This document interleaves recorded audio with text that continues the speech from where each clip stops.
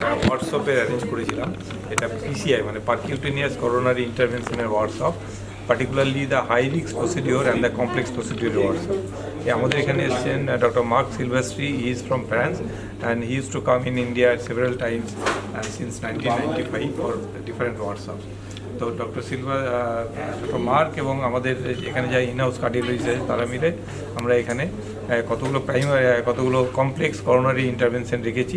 তার মধ্যে calcium modification and calcium plaque modification একটা ইম্পর্টেন্ট, যেটার জন্য বিভিন্ন রকম ইনস্ট্রুমেন্ট ইউজ হয়, যেমন রোটাবলেটার, অরবিটাল অ্যাথরেক্টমি কিংবা আইভিএল বেলুন, যেটাকে বলা হয় লিথোট্রিপসি বেলুন দিয়ে আমরা প্লাক মডিফাই করে কিংবা ক্যালসিয়াম মডিফাই করে আমরা স্টেন বসাতে পারি।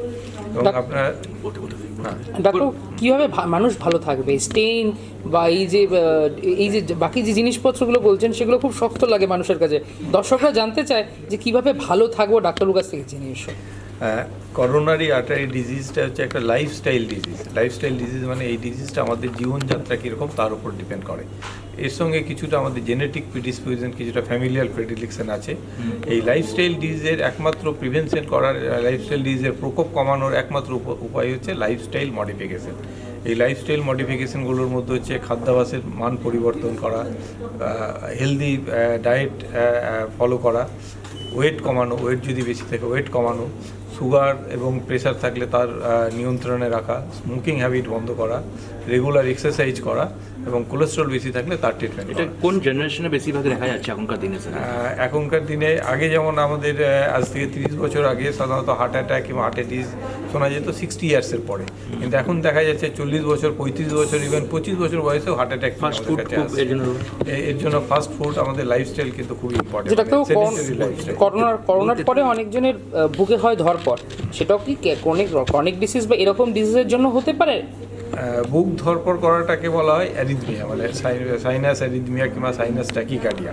এই বুক ধরপড় করাটা একটা হার্টের রোগ, কিন্তু এর সঙ্গে যে করোনারি আর্টারি ডিজিজ এর সম্পর্ক নেই। এবং করোনার পরে যে বুক ধরপড় যেটা হয় সেটা অনেক সময় হতে পারে।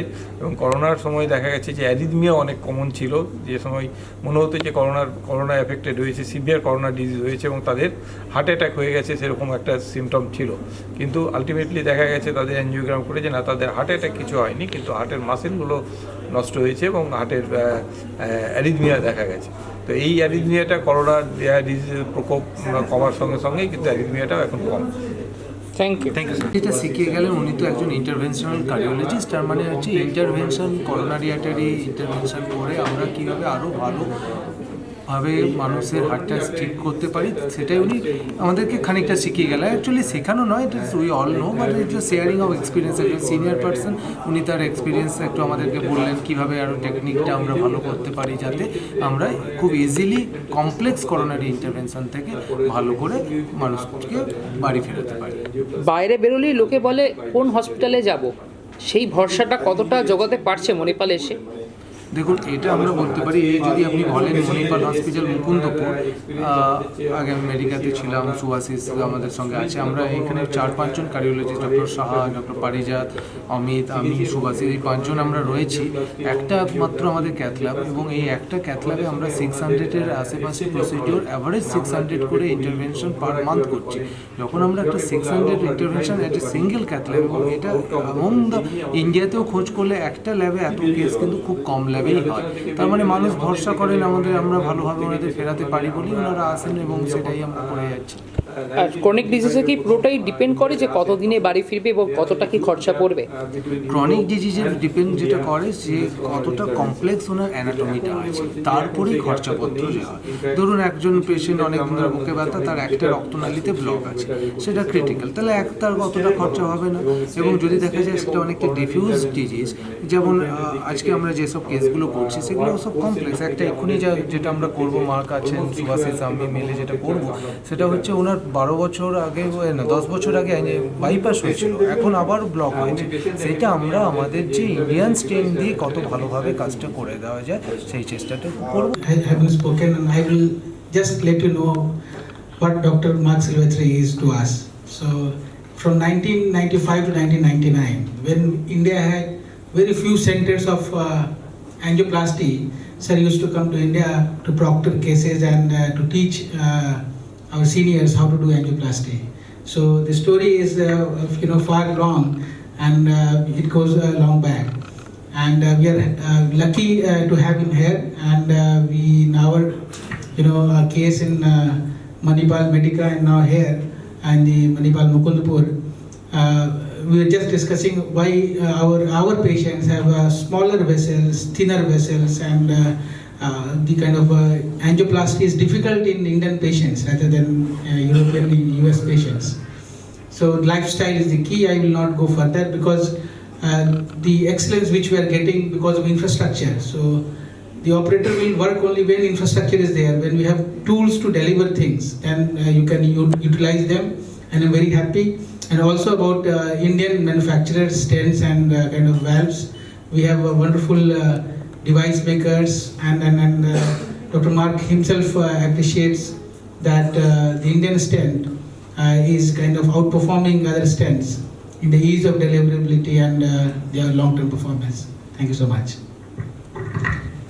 Coming back to the patient, as the press is there, if you have a message to deliver to the patient, to your readers or to your spectators, is that the incidence of coronary disease is very important. It's the first in terms of mortality in a lot of countries, and particularly in India. So if I have the message to deliver to the patient is not to neglect the symptoms. I mean, when you have any chest pain or if you have some difficulty to breathe, it's very important to have a consultation with the doctor. Not those symptoms must be neglected, never, because you can have a cardiac arrest a few days later, you can have a myocardial infarction. So the first important thing is to go to see a doctor or a cardiologist to do a simple EKG. Electrocardiogram can give a lot of informations, and then the cardiologist will take care of the patient and will do the tests which are important. So if you are around 50, 60 years old, if you have diabetes, if you have an hypertension, if you have high cholesterol or family history of coronary disease, tell your readers or your spectators to have a consultation as soon as possible to prevent major adverse cardiac event like myocardial infarction or sudden death. That's very important to prevent all that.